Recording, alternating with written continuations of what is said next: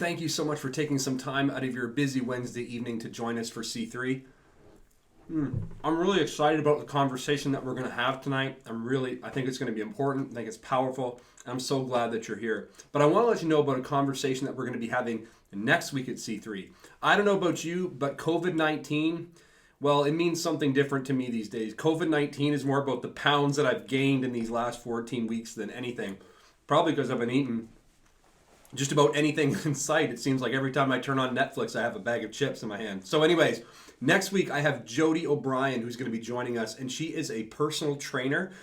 She has a lot of experience helping people achieve their fitness goals. And she's going to be with us next week to talk about what we can be doing in our lives to stay healthy. What are the things that we can do to stay active in these days, so that COVID-19 isn't about the pounds that we've gained. It's more about the areas of health that we've achieved and experienced. And so I want to invite you to join us next week to have a conversation with Jody, and she's going to give some practical tips and some ideas and some things that you can do and that I definitely need to do to help us be more healthy and fit and just functioning the way that we want to. I do want to turn it over to the conversation that I had with Christopher Cobbler and Samir Ibrahim. Now, the beginning of this conversation was cut off due to some technical problems, so I just quickly want to let you know that Samir Ibrahim is a member of the Bridge Church. He and his wife Tanya are an incredible couple. They're actually a part of our small group, Lisa and I small group, and we just love them as a family. They have two beautiful kids. Samir is an incredibly thoughtful person. He's incredibly wise, and I'm so thankful for him taking some time to share with Christopher and I. Christopher is a friend that I've known for many years. He's actually a pastor at Unchurch Windsor. God is doing some incredible things through that church as they're reaching their community, and Christopher is a fantastic leader, a fantastic pastor, and even a better person. And so I'm so thankful to have both of them on this conversation with me tonight, and I'm thankful that you've taken the opportunity and the time out of your evening to join us. Again, the reality of racism is real, and I think it's important for us to talk about it, and as we talk about it in this conversation, that we're quick to listen and slow to speak. I think so many times we're so quick to speak and very slow to listen. So without any further ado, we're going to turn it over to the conversation, Samir and Chris. And again, thanks for joining us. Your honesty, and thanks, Scott, for facilitating the conversation. I think it's something that needs to be had, a conversation. As a church, we are called to the marginalized, whether we like it or not. We are called to address injustices everywhere, and especially social, systemic injustices. We have to be on the forefront of those conversations, because really what happens in the world should be a reflection of what was happening in the church. So I'm thankful for honest conversations, and I'm thankful for conversations that get a little heavy. I've had a few, even in my own congregation, that have gotten a little heavy. And I welcome them because it's dialogue. And at the end of the day, it leaves room for the Holy Spirit to be able to change our hearts. Amen. Amen. Well, if you're just tuning in, again, welcome to C3. And I'm here with Samir and Chris. And we're talking today about the reality of racism, again, in our world, in our community, in our homes, in our churches, and in our hearts. And so we're talking about this. And as Samir said, this is a very sensitive subject. And of course, because of the culture we live in, I think one of the things that I'm struggling with, and why I'm so thankful to have both of you on, is as a white person, as a leader of a church, and in our community, one of the things that I notice that's tough for me is knowing what to say, what not to say, when to say it, how to say it, because of the sensitivity in our culture. And it doesn't seem to matter a desire you may have to say something, but you may say it the wrong way or it be taken the wrong way. And then you feel like I'm doing more harm than good. And then you have to deal with all the personal struggles of being misunderstood or misrepresented. And so it's kind of one of those things where I've heard, if you say something, you run the risk of saying the wrong thing. And if you say nothing, you're seen as somebody who is just perpetuating the problem by staying silent. So I wonder, from your guys' perspective, for me and for other white people who may be watching or listening in, what do you say to that? I mean, how do you feel we should approach, as white people, the reality of racism, where it may not be something we feel, but it may be something that's projected on us because of what we say or how we say it, or not saying anything? What do you think? Mm-hmm. Yeah, I guess, I'll start by saying we have to assume the posture of learner. A lot of times when we listen, and I say this to our congregation all the time, is that a lot of times when we listen as a way of projecting. So when we're listening to other people share their experiences, sometimes we're not assigning value. We're only assigning value to things that fit within the framework of our biases. But we have to learn to posture ourselves to listen, to be hospitable towards the other, and to let the other appear on their own terms. I think that we're so quick to say things, to speak a lot of times, simply because we have an agenda that we're trying to push. And I'm not saying this is the case with everybody, but I think that a lot of times we're trying to push our preferences or our posture or our worldview on other people. And so sometimes even when we're in conversations, we're asking questions, we weaponize our questions. So we ask questions that will further our agenda or further our view.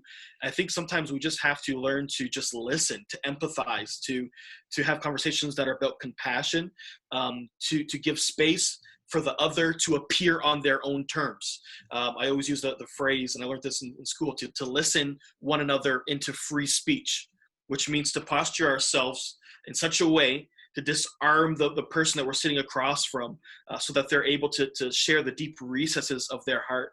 I think that some of the biggest confrontations and arguments happen simply because we're just not willing to listen. We're not willing to share experience. And I think that that we learn through participation. So we can't ever learn anything unless we're willing to close our mouths and take in what the other person is saying, shared experience. Mm-hmm. Well, I agree with you, Chris. Yeah, no, that's well put. And I think in my experience, it's very, very similar. I think in these days, we're pushing our agendas, we're not listening, especially what I run into, the positives are that having one-on-one conversations with people, somebody you disagree with, it's easy. I've got real examples here in Ottawa where somebody, did not have the most positive view on immigrants, and we had a talk, we had coffee, we became good friends. But however, if it's in a group, realize is that there's so much noise that the other party is not heard. You just drowned out in the noise, and it's groupthink mentality. So there's that. But at the same time, Scott, what you're saying, it hits the nail on the head, just because I think every culture has its sensitivities. For example, the African-American community here in North America, they have like 400 years of abuse, right? There was this movement, but, even that happened, there was the Jim Crow laws that a lot of people don't know about unless you've lived it, right? Or your family's experienced it. In my example, I'm new to North America. I haven't been here all my life, so I missed all that. And I've learned that just by talking to people. So yeah, it's absolutely important. But the other thing I would point out is it's not only a North American problem. I see it as a human problem, right? It's all over the world. Scott, in a recent conversation, when you're traveling overseas in a country with a minority, visible minority, you deal with these curiosities and stereotypes as well. So I think the key, again, is to listen and understand other cultures. One other comment I would make, in doing my undergrad, I was new to North America at the time. This is back in the early 90s. And for a sociology class, we had to write a paper about how, North America is just this perfect melting pot. I disagreed with that. I said, my take on that paper was, it's not a melting pot, it's a salad bowl. It's different communities, these different ethnicities living together, mixing together, but they're retaining their identities, right? Like the walnuts are the walnuts, the raisins are the raisins, but they all come together in a salad. So you put walnuts like that, and raisins in salad, Samir? Yeah, I do. Yeah. Oh, come on, man. I don't know if we can carry on. Avocado. How's avocado? All right, sorry. No, I'm kidding, man. I'm kidding. No, but no, that's my take on it. Your point is right. It's we got to be listening to each other. So I've heard that. Sorry, Scott. Yeah. No, go ahead, Chris. Go ahead. No, I was going to say to push the point, to push the metaphor. The salad. I love that metaphor. And what I heard one writer say is, a lot of times what we do with our preferences is we become the salad dressing, right? And so we have this beautiful salad. There's the lettuce and the onions, and it by itself is just this beautiful bouquet of flavors. And what we try to do in North American culture especially is just douse it with ranch dressing, sure. Right? And so you can't taste the lettuce, you can't taste the the berries. If you eat berries in your salad, I don't.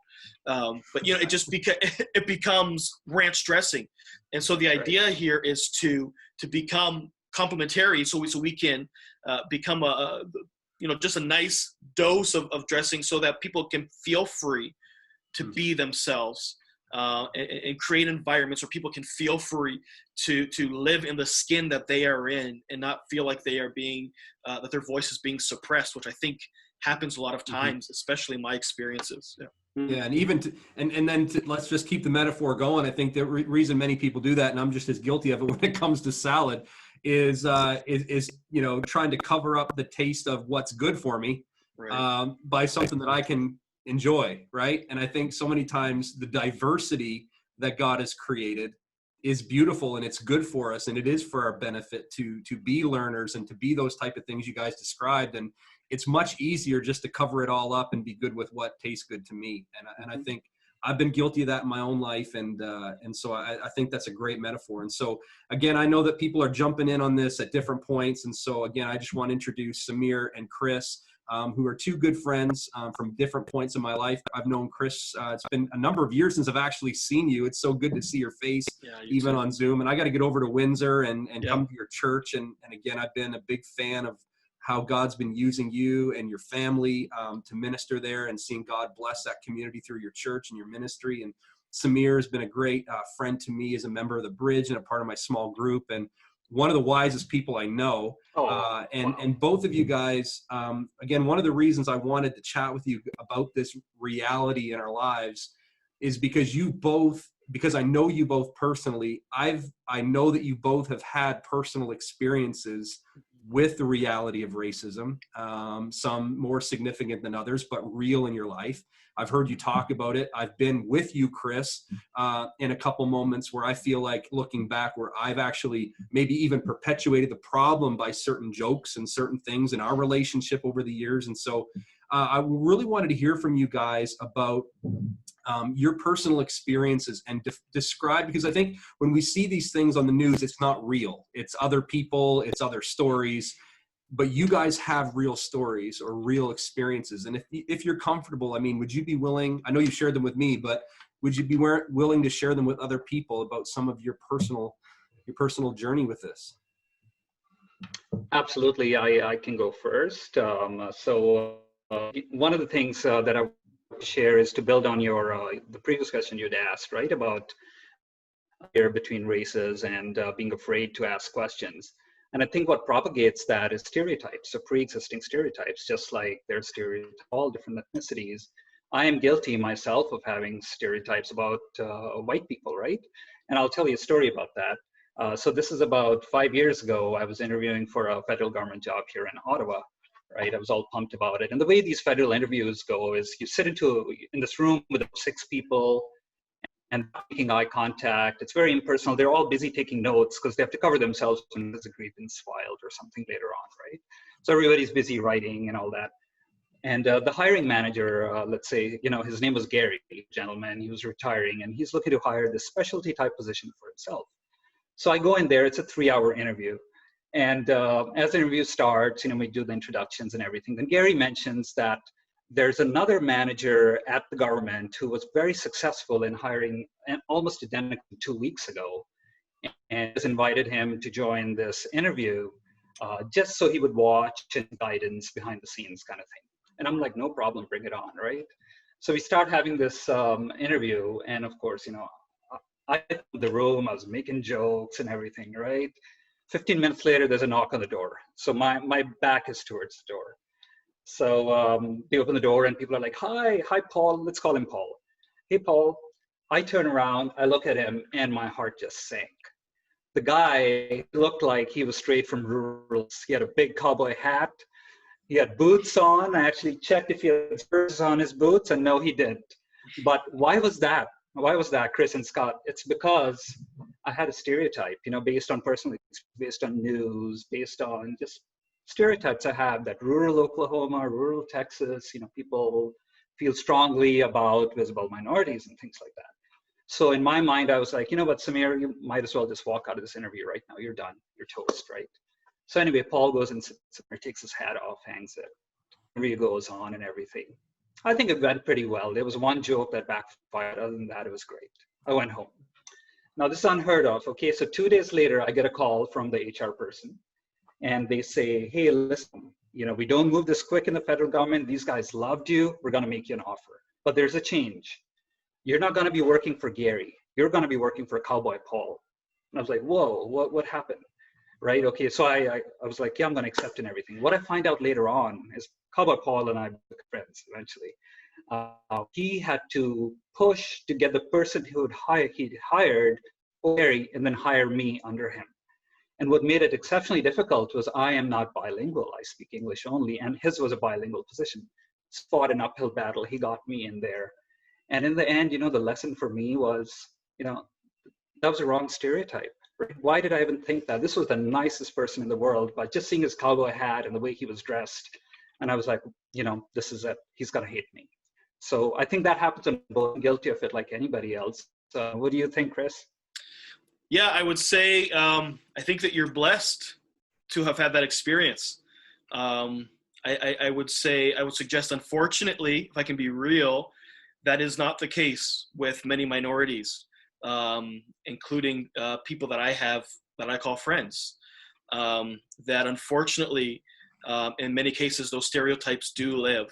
And I can speak for myself, growing up in Windsor, Ontario, we were very close. We're very close to Detroit, so about 7 minutes. You, Scott, you remember, of course. I took you over to the States. Yeah, I do. And the world is different over there. And so my brother and I, church boys at our core, we just love the Lord. That's it. But we wore do-rags, and we wore urban clothing. When I, as a boy, walking across the street, I would get people that would see me and walk on the other side of the street because they didn't know me. They were judging me, and really, when I moved to Yellowknife and I moved to Calgary, I moved away from my predominant kind of upbringing. And I think that what happened to me in those cases is that to some degree, my voice became stifled. And I don't mean that negatively. I don't think that it had to do with anything with the pastors or anything like that. But I went to predominantly Caucasian congregations. And little by little, I started assimilating to the culture that I was in. And it wasn't until recently that I realized that my voice is important, that my upbringing is important, that my story is important. And so I grew up with this connotation that Black was negative and Caucasian was where you wanted to go, and whether it was said overtly or whether it was just assumed.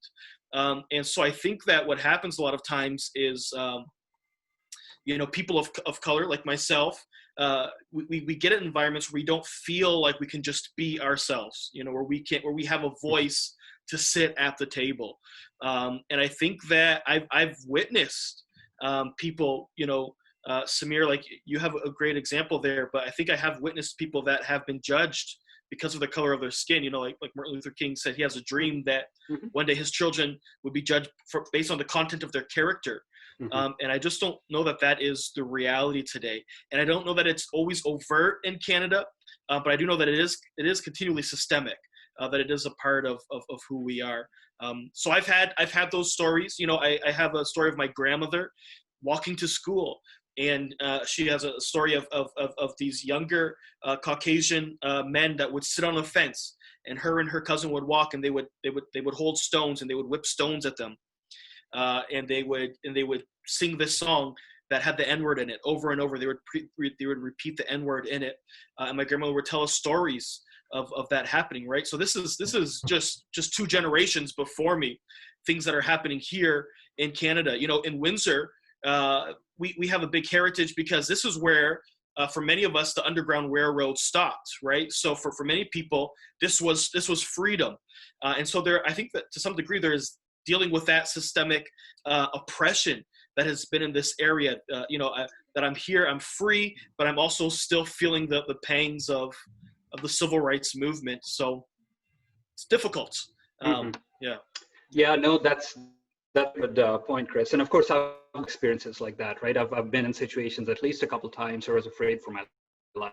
But, stereotypes propagate that. And of course, you're absolutely right. The one thing that I think is, this point where the spotlight's on the issue and, hopefully makes things better is just talking about it. I'll give you an example where I was, I spent most of my life in the US. I lived in Baltimore for, I would say, close to 10 years. Right. And just a funny story I tell my friends, right? So in Baltimore, it's pretty black. I used to a lot of times get mistaken for being African American. Sure. And, people ask that. And I used to say, well, I used to spend a lot more time in the gym. I was better looking. And so I guess that would do it. But while I lived in Baltimore, I was doing sales for a large corporation. And it was a missile manufacturing company, which I never followed in the end. I kind of got away from it. I just didn't believe in what they were doing. But they were located in Ashton, West Virginia. So we go out there, right? And these people pick me up and they drive me to the room. It's a little inn. It's a town, 100 people. I don't know. It was pretty in the mountains, just gorgeous, right? And when they dropped me off at this inn, they were like, don't go anywhere. You're going to stay here. And I was like, well, I was thinking of going for a run or something. They're like, no, going anywhere. And I asked them why, what's the problem? And they were like, you could disappear. You'll disappear.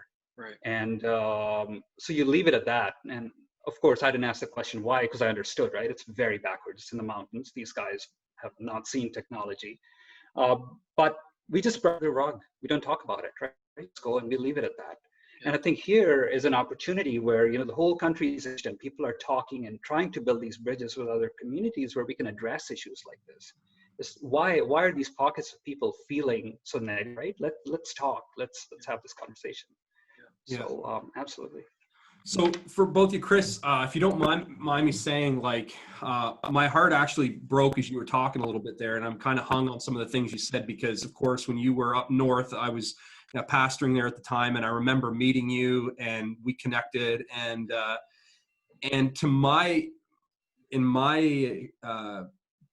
perspective, I didn't see you visibly express how that you felt that way or were feeling, and maybe, I don't know, were you processing it then, or is it more after the fact that you've processed some of those feelings that you had? Yeah, I think it's definitely after the fact that I've processed through. And I don't think it's necessarily negative. And I think it only happened, to be honest with you, after we started having kids. And our kids started, because when you have kids, you start thinking about their future and start thinking about their upbringing and start thinking about them growing up. And I realized that all the things that were normal to me, all the things that were normative in my life growing up, in a lot of those situations, they would know nothing about them. And I don't think it had nothing to do with you go to Young Life. It is diverse, but you have your group of people that you're with all the time. And so I think that after the fact, I realized that there was something missing, that I was out of touch with a part of me. And I think that I was actively suppressing it subconsciously, I think, but I think I was actively suppressing that. And I think that, I heard Muhammad Ali, he was giving this speech, or he was on this talk show, and he was saying, he was asking his mom, why are all the black things, in life, have a negative connotation, and white is associated with purity, right? Like white is normalized, right? White cake is angel food cake, and chocolate dark cake is the devil's food. If I'm angry with you, he said, I will blackmail you. He said, why don't you call it white male? And he went on, Muhammad Ali, as he's comical, but the point was poignant in that I think that we are told this narrative. And in Canada, especially, that we embrace this narrative, whether we want to admit it or not. And so I think that when I moved back to Windsor, that little by little, I started saying, okay, I want to embrace the parts of me that are authentically me, and not live apologetically for who I am. And I appreciate that. And I think, again, like when we met, and Samir, obviously I knew Chris years ago. And so when I met Chris, we did connect. And one of the things I admired about you then, Chris, was that from my perspective, you were very comfortable in, quote unquote, your own skin. And I can remember, as you said, a primary Caucasian congregation, and you had a certain style, a certain flair, flavor, you know, whether it was music, whether it was the way you dressed. And I loved that you were very expressive, and you didn't, you know, even though you may have, you know, looking back, felt you were assimilating or whatever, like, I felt like you were yourself, and I loved that about you. At the same time, because of the relationship we built in that short amount of time, and Samir, I was actually in Chris's wedding, which there are so many funny stories from that, but two that come to mind is the first one was, I remember, as you mentioned, Chris, when we went to Detroit, you went to get your hair cut. Yeah. I didn't, but I went with you. And I remember we were in this little car, and we had these speakers in the car. I don't know if you remember this, Chris, or not. Yeah. We had the speakers in the car as we were going over the border to go to Detroit to get his haircut. Right. And I remember, like, I felt totally comfortable in your environment. Like, I didn't, I felt accepted, embraced. I didn't feel different. And I guess maybe that's a different conversation or a different perspective. But I remember, anyway, we got to the border, and I remember thinking, I can't remember the exact wording, but the idea was that we were like, oh man, we should have left these speakers back there, not trying to come across the border. And I said something along the lines, and I don't, Chris, basically the words you used, I don't remember exactly, but the sentiment was, it doesn't matter, you're in the car with me. Right. Yeah, it's, you know, the border is a strange thing, you know. You do get a lot of, you get profiled, unfortunately.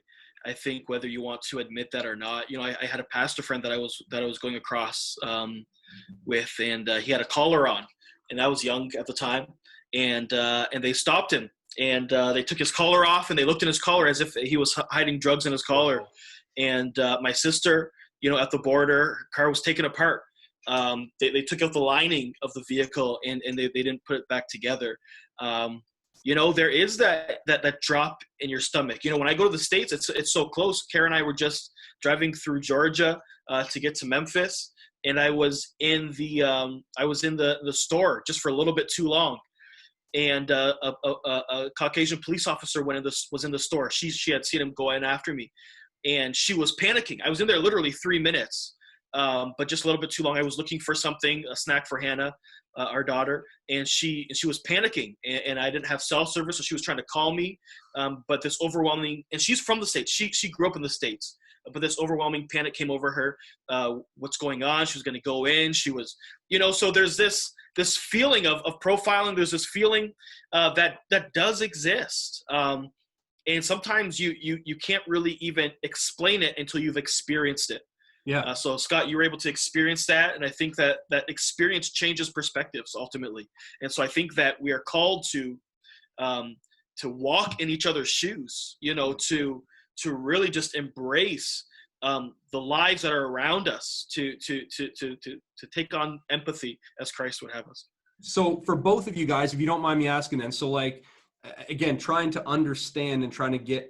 And you're right, Chris, being in the car with you, like I had that. I remember being taken back and like, you know, like, are you serious? Like that's to me, the kind of stuff that you see in the movies or in TV. Like I did get a glimpse into a little bit of your experience, and I couldn't wrap my head around that.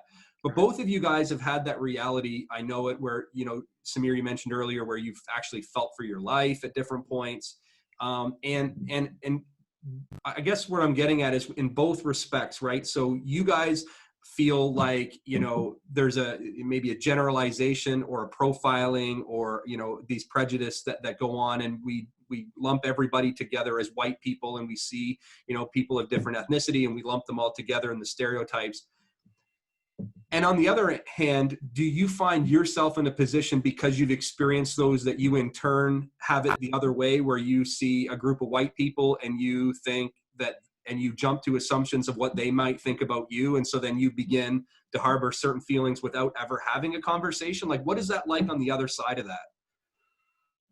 Absolutely, good point. So Scott, it's right on, because these last few days I've been having conversations like these with my friends, with my Caucasian friends here.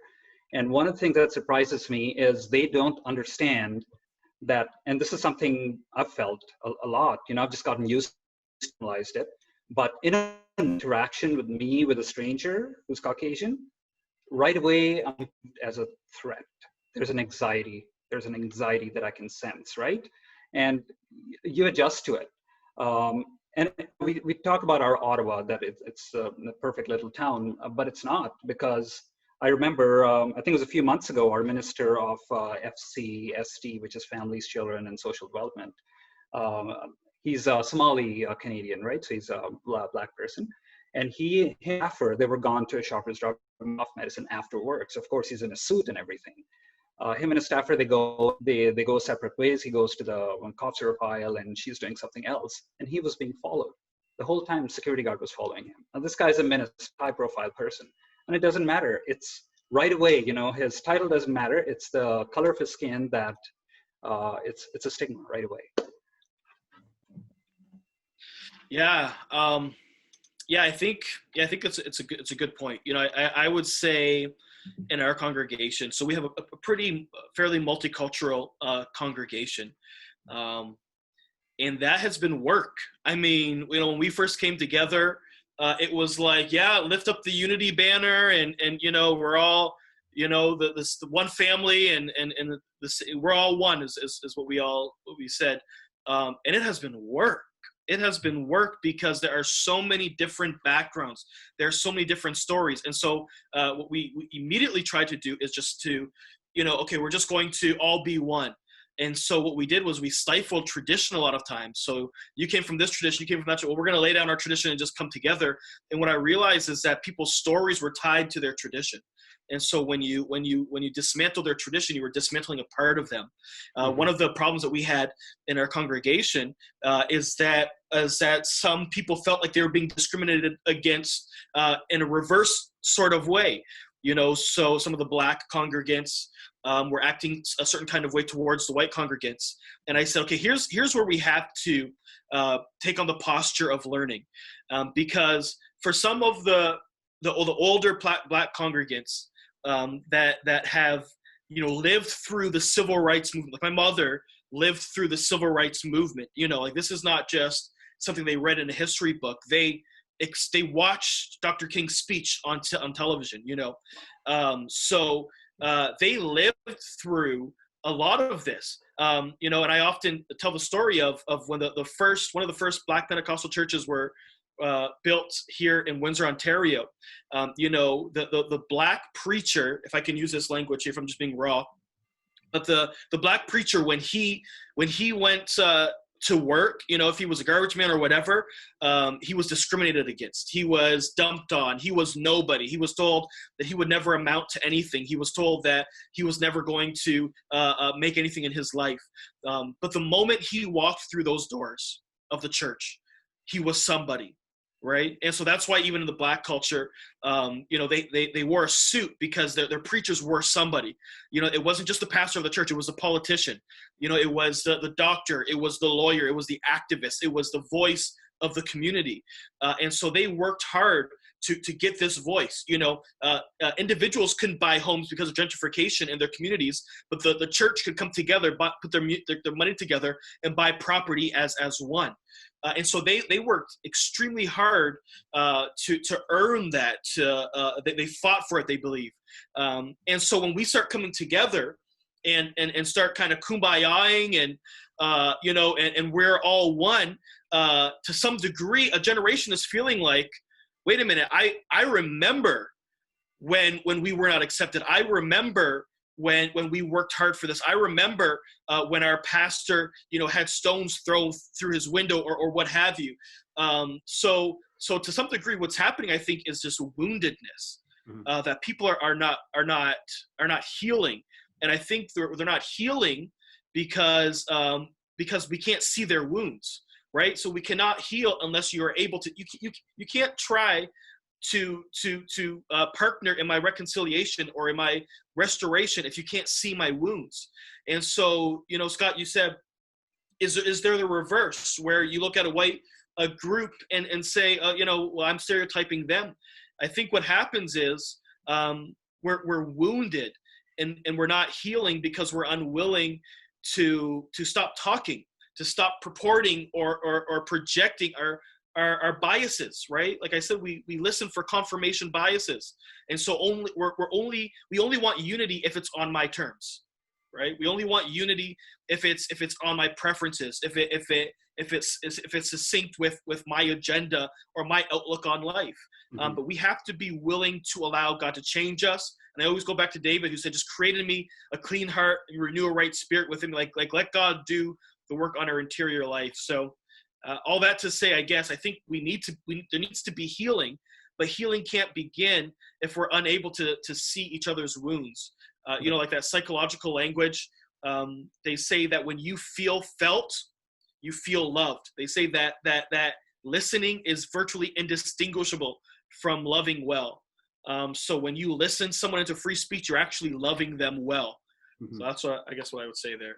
No, that's good, man. And I appreciate that. And I can tell, as I sense the passion welling up in you. Sure. And I feel it. And I guess to further that, or drill down a little deeper then, Chris, like in this reality where we find ourselves, you mentioned about the healing. So now we're at a place where it feels like a powder keg has gone off.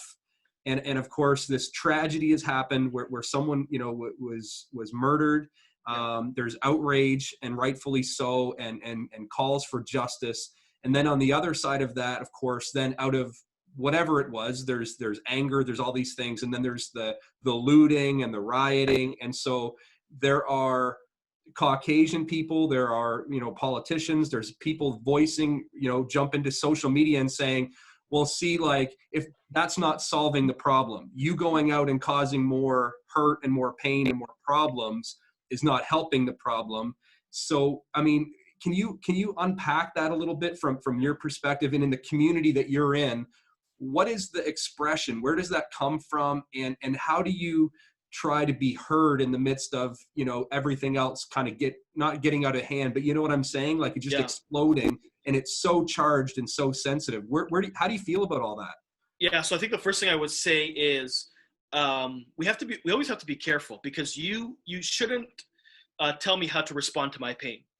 And one thing that I've learned from being a parent is that when your child doesn't feel heard, they will act out. When they don't feel listened to, they will act out. And so I think that what's happening now is years and years of not listening. And the NFL is a great example. The commissioner just came out and said, okay, we hear you. So you heard after the tantrum, or you heard when they were taking the knee. We don't have to get into it, whether you agree or whether you disagree. But when people begin to feel like their voice matters, right? Like, I think that's what's happening here, is people feel like their voice doesn't matter. And it's true. People's voice has not mattered for years and years upon years and upon years. And then when people start throwing tantrums and acting out, then all of a sudden we want to superimpose, be civilized and be this and be that. And the truth is, people are now responding to pain, and they have been for years. So I think that before we're quick to judge, and before we're quick to put people in their place, like you can't respond this way or that way, we have to change our posture. So just realign ourselves, like, okay, you know what? You're acting this way. I hear you. Tell me more, right? As opposed to, no, you shouldn't do this, or you shouldn't do that, or like I said, imposing our ideological posture. We need to just say, okay, tell me more. And I think that happens one church at a time. Scott, what you're doing here is beautiful. It happens with one congregation at a time, having honest conversations about the posture of our heart, right? And I think that there's a defensiveness. I heard the defensiveness in our own congregation. Someone said Black Lives Matter, and the response was all lives matter. And we're not saying that Black lives matter more, right? And we're not saying that Black lives are the only lives that matter, but we're saying that until Black lives matter, until the lives of the marginalized matter equally, then all lives cannot matter, right? And so justice belongs to the church. Jesus was completely interested in human rights and human dignity. That belongs to us, because it is the essence of the gospel.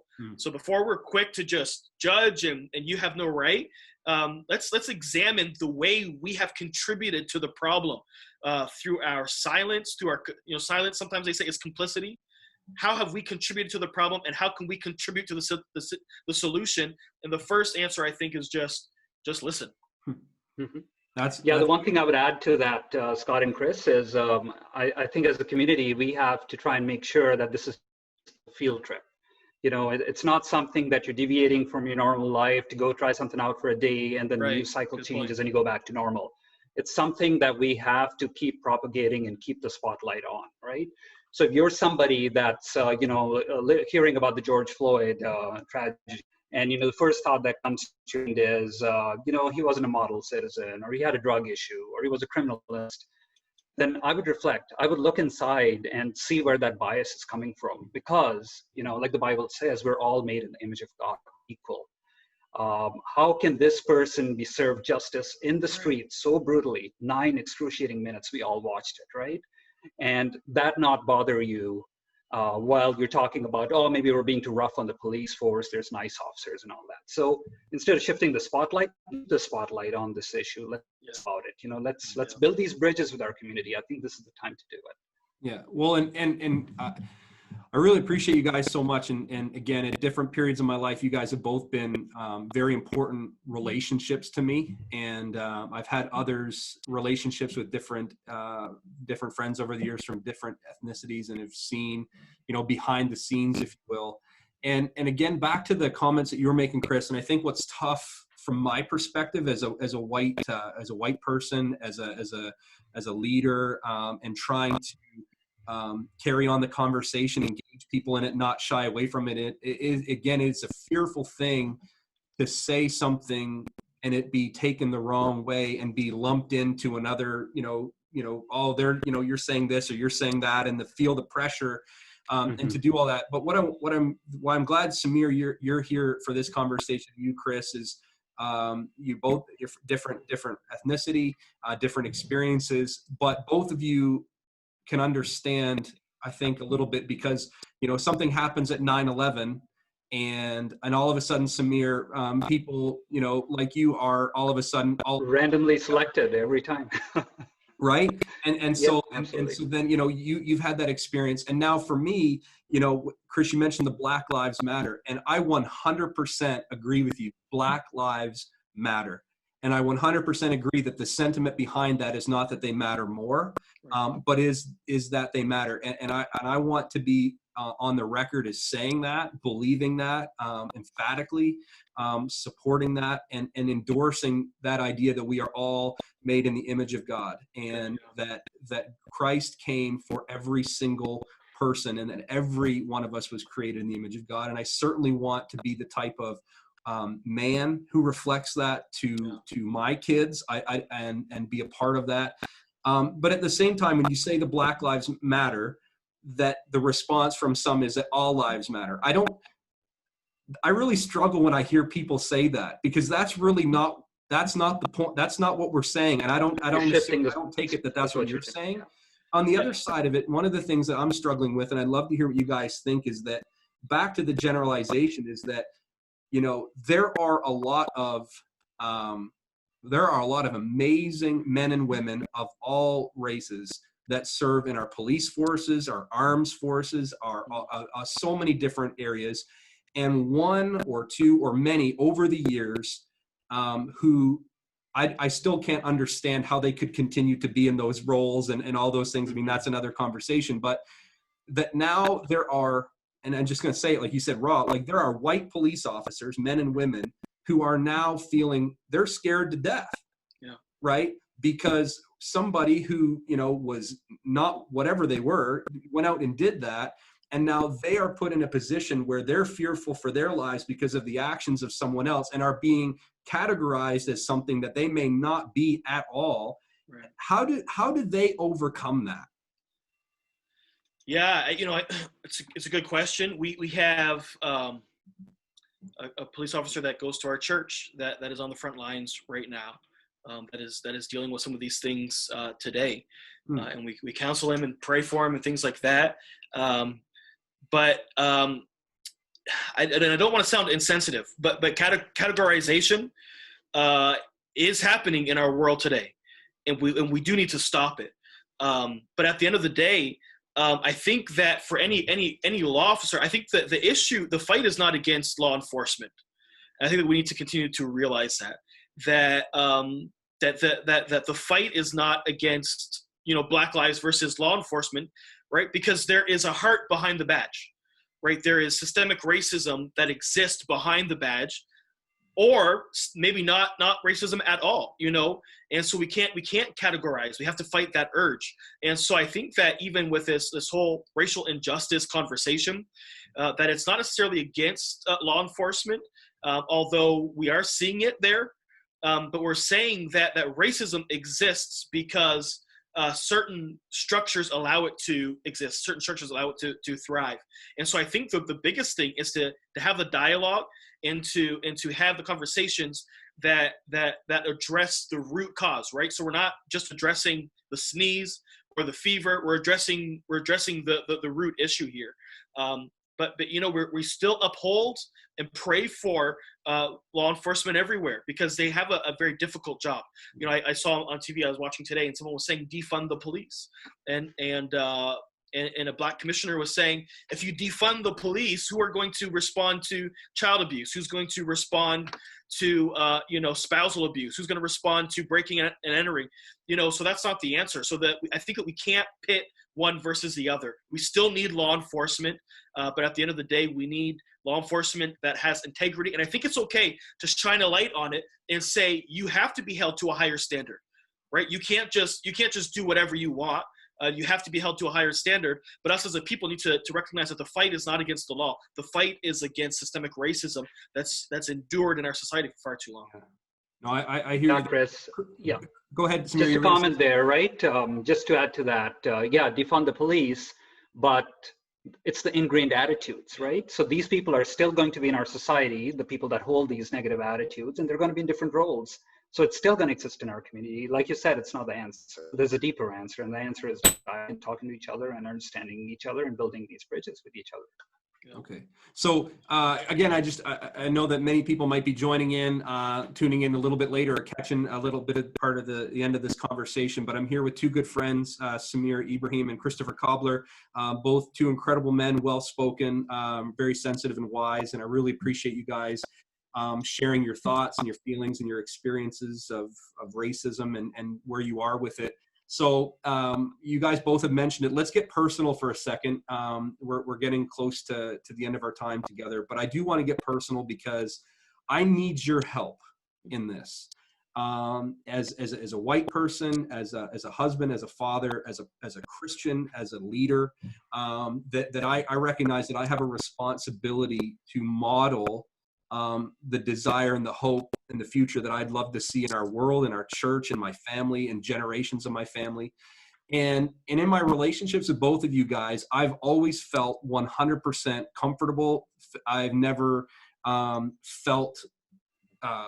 I've never really focused on color or anything. I've just focused on the brotherhood. With that, part of who I am, and I'm just being honest, is I'm sarcastic. I like to joke. I like to tease. And I mentioned earlier that there were two stories, Chris, that I wanted to share. The first one I did about our experience at the border. The other one was when I met the other groomsmen in your wedding. So I was fortunate enough to be one of the groomsmen. And so I remember being there and at your house. I can remember, again, I think I was, if I remember, one of, if not the only white person around. Yes. Right. And I remember being in your home and again, I'm just being real. Yeah. All of the quote unquote stereotypes that I saw on all of the movies and shows that I watched growing up, I mean, I saw them there and felt like at home. I felt comfortable. I never felt different. But I remember sitting there watching your brother, who, what a beautiful, beautiful human being he was, and God rest his soul, just an amazing man, and loved getting to know him, and remember him singing as he was ironing his shirt, and all of that, and talking. And so all these groomsmen come in, and Chris is introducing me as a pastor and all this other stuff. And so again, I'm the only white guy in the room, and as he's introducing me, I don't know if you remember this, Chris, but I'm like, you guys can just call me Coach, and it kind of got some laughs and everything. I was just being like I'm just one of the guys. Like I'm not Pastor Scott. I'm just Scott. Like I'm just shooting it around. And I've thought about that as over the years, and I'm like, did I perpetuate the problem? Like, am I part of the problem by joking and pointing out and like in a weird way, making fun of myself, but at the same time poking fun. And like in both of my relationships with you guys, I've joked about certain things like that. Is there, as we build relationships with one another and as we build friendships and brotherhoods and all these types of things, is there a line or is there no line when it comes to the type of things we joke about, or are in doing so, are we actually adding or perpetuating the problem? I really want to know what you guys think about that. Yeah, that's great. Yeah, good question. I think the line becomes more clear as we leave our echo chambers, right? So I think that we have the tendency to live in the reverberation of our own biases. And so I think the caution is, if everybody that is speaking to you is people that look like you, sound like you, talk like you, have the same life experiences that you have, then there's a caution there. Because I think then the line is blurred and dare I say, almost invisible, right? But the more we surround ourselves with people of different ethnicities, people from different life experiences and different worldviews, the more clear that line becomes. Because the more clear people's experiences are with pain, right? So I think that it always goes back to pain.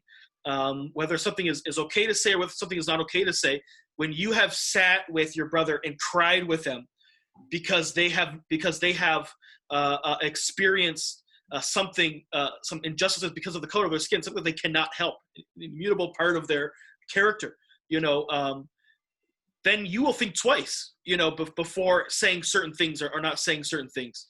So I think that to some degree, just being in the room and opening yourself up to be influenced by people that don't look like you will help to create those lines, and you will see them as you experience other people's pains. And I will say, until you see the line, until you know where it is, then then just err on the side of caution. So I think that we accepted you in that moment, Scott, because you were just one of us, and there was a camaraderie there. There was an embrace, but you were the only white person in the room, so I think that at the end of the day, we have to just escape our echo chambers, man. And I say this all the time, just get out of our echo chambers, just live among other people in such a way that they can live, that they can appear on their own. And I think that will help to define where that line is. That's great. Samir, what do you think, bud? I couldn't have said it better myself. I think, Chris, you summarized it really well. Same thing, I've got close friends where our line, it changes where it is.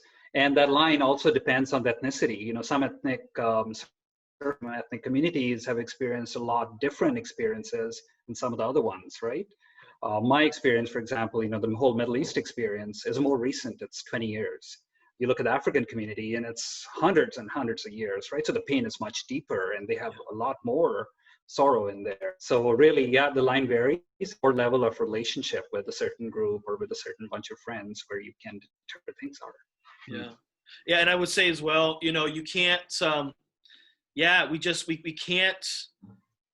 we can't go there. Like you said, the line for a lot of people is just continually changing.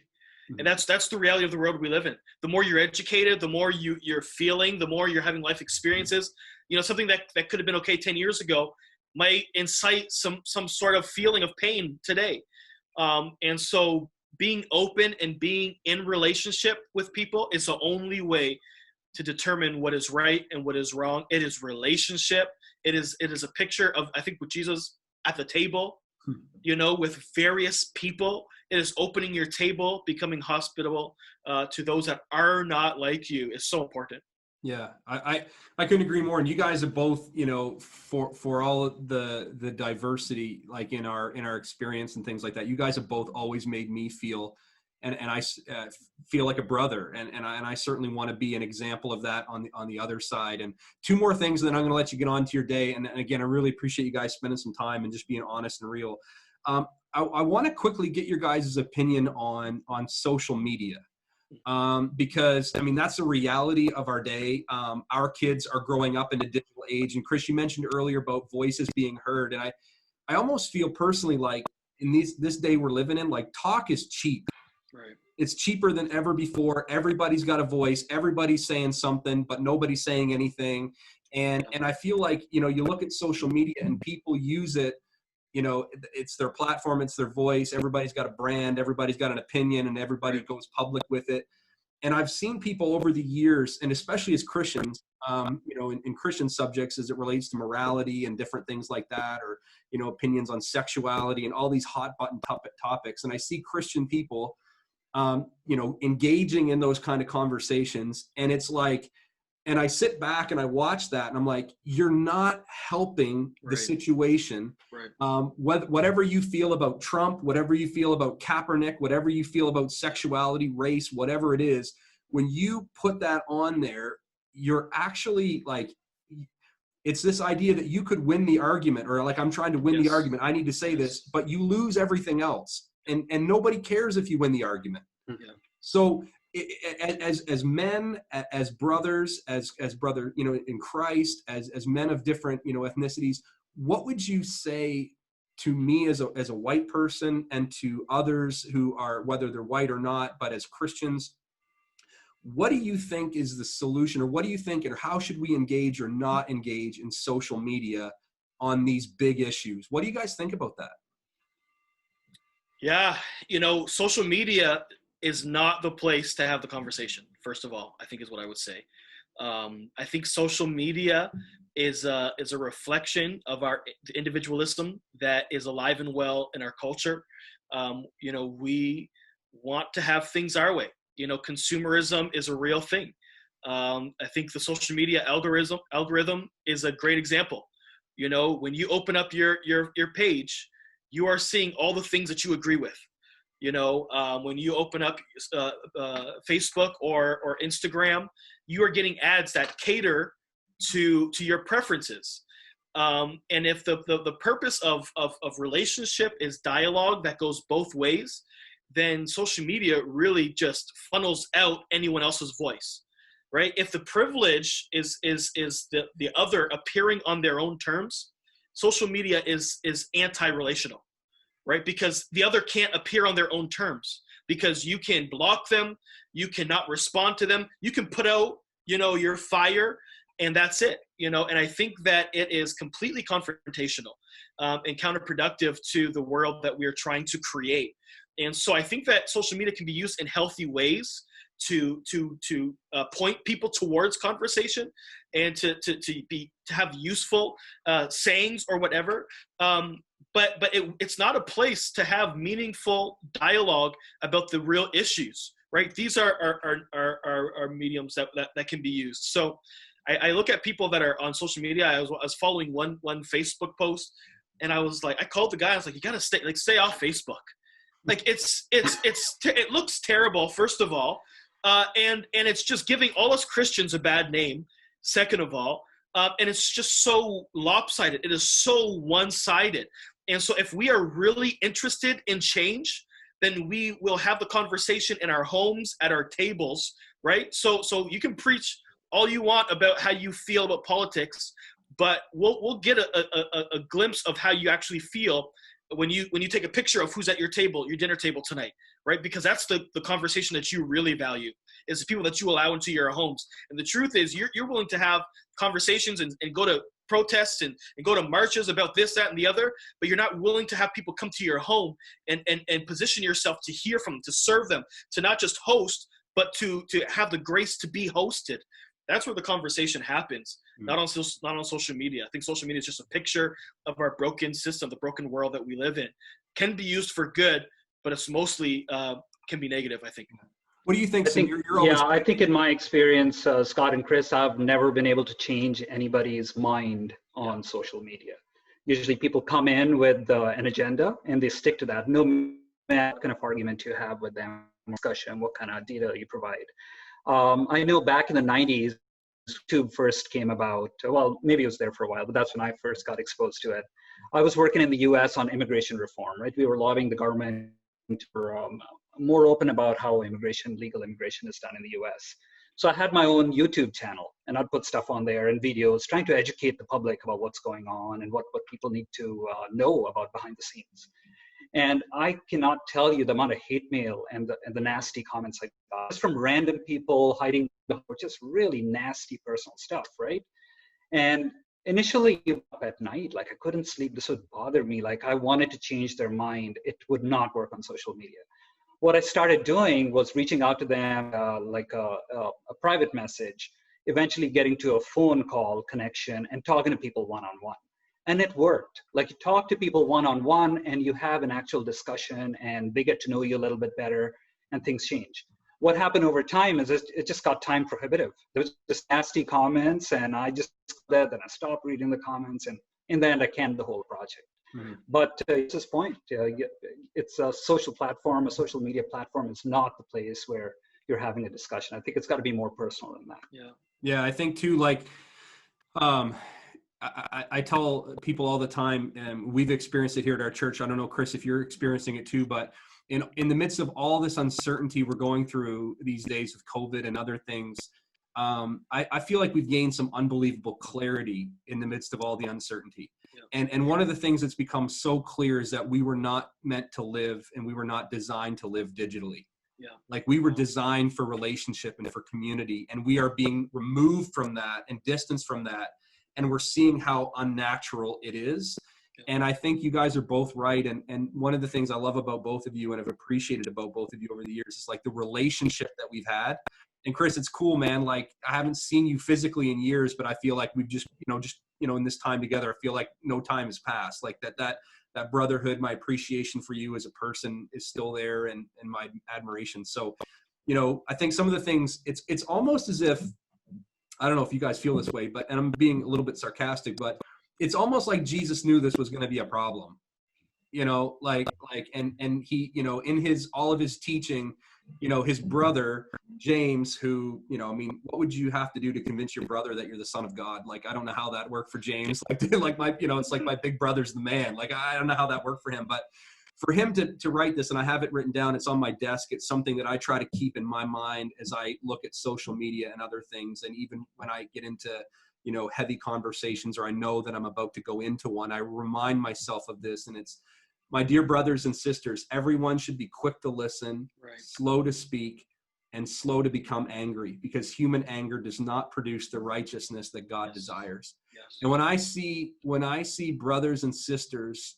in Christ online spewing venom and hatred and seeing the anger that responses and reactions, and my point is this, and like, it's just this, it's like we're trying to be a part of the solution and going about it the completely wrong way. And so my commitment to both of you and to other brothers and sisters of whatever ethnicity is, I want to be quick to listen. I want to be quick to listen, and I want to sit at the table, so to speak, Chris. I want to hear, I want to understand. I tell people all the time, and it's a saying in our home, seek first to understand and then be understood. Rather than me trying to get my point across or get this point in or give this perspective or put this in context, like I want to seek first to understand, and I need you, and thankful that you guys have helped me try to understand better, because I don't want to perpetuate the problem, and for my kids to see in my example that that's acceptable behavior, not just as a person who's white, but as a person who is an ambassador of the name of Jesus. Because at the end of the day, my mandate is not to promote a country, a flag. My mandate is to represent the name of Jesus. And that trumps every, no pun intended, that trumps every color, every flag, everything else. And so I want to carry myself in such a way that people, as imperfect as I am, might see a glimpse of Jesus in the way that I conduct myself in relationships with both of you and others.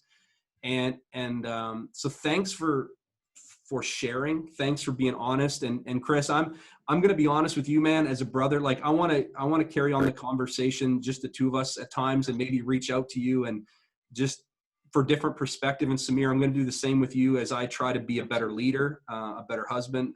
And, as my kids grow up and go to school and are, in a diverse city, like I want them to embody and model what we're talking about. I want them to be leaders in their schools and things like that. So I'll leave it. Do you guys have any thoughts, anything you want to share before I let you get on to your day jobs and all that stuff? What do you think? No, this was great. I enjoyed talking to both of you. And I would, say as parting words is, Christianity fits into this perfect, because what is the message of the cross? is to restore our relationship with God by restoring our relationship with each other. And that's the solution in this circumstance, right? It's us talking to each other, connecting with each other, and keeping this ongoing, not for a short period of time. So thank you for this opportunity. Yeah. What do you think, Chris? Yeah, great. Thank you for the opportunity. Great seeing you again, Scott, and great meeting you, Samir. Paul said, if at all possible, as far as it depends on you, be at peace with all men. So since we have been reconciled, we have been given the ministry of reconciliation. So I think that it's important to keep in view the goal here is not to be angered towards each other. The goal here is to seek restoration, healing, and peace, among brothers and sisters. So I think that the ball is rolling, and God is inviting us to participate in things. And so all we have to do is we don't have to recreate the wheel. We just can say yes and join in with what he is doing in our communities and in our churches. So thanks for having the conversation. I appreciate it. Amen. Well, before I let you go, guys, the last thing I want to say to everybody who's listening, I want to thank you for tuning in and understanding that this is a uber sensitive subject, and to be raw and real is difficult. But I want to thank you guys and thank you for listening. And I just want to encourage you with a couple things. And guys, forgive me if I speak out of turn here, but I think all of us, regardless of the color of your skin, my hope is that all of us would see Christ in every one, because as we've said, we're all created in the image of God. And Jesus said that the way that we communicate our love for God, who we can't see, is best demonstrated. It's most authenticated by the way in which we love one another, the way that we love our neighbor as ourself. And our neighborhoods are full of diversity. So embrace that and be a part of the solution in whatever neighborhood you find yourself in. Say hello to your neighbors from across the street. Ask them their names. Try to have conversations. Chris, your thought about, the way that you host people and invite people into your home as an opportunity to have those conversations. I want to be better at that. I want to do that. And I think at the end of the day, so many people, again, we generalize people and we group them, and we see how the actions of one can taint the view of many.